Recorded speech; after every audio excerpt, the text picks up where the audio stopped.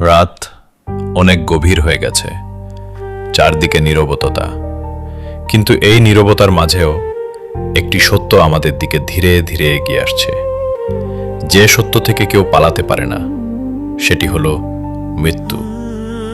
এই ছেলেটিও ভাবছিল, এখন না, পরে নামাজ পড়ব, আরেকটু পরে তওবা করব, আরো অনেক সময় আছে। কিন্তু আমরা কি নিশ্চিত আমাদের হাতে সত্যি অনেক সময় আছে? মায়ের ডাকে সে সাড়া দিল না, বন্ধুর দাওয়াত ফিরিয়ে দিল।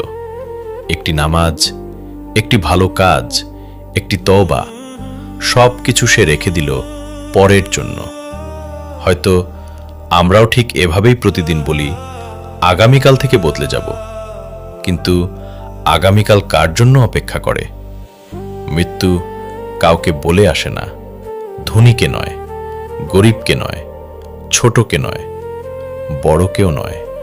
তাই আজ যদি তোমার হৃদয়ে আল্লাহর ডাকে সাড়া জাগে, তবে আর দেরি করো না।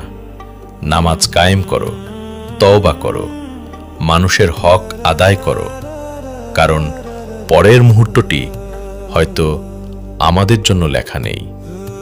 আল্লাহ আমাদের সবাইকে সঠিক পথে চলার তৌফিক দান করুন। আমিন।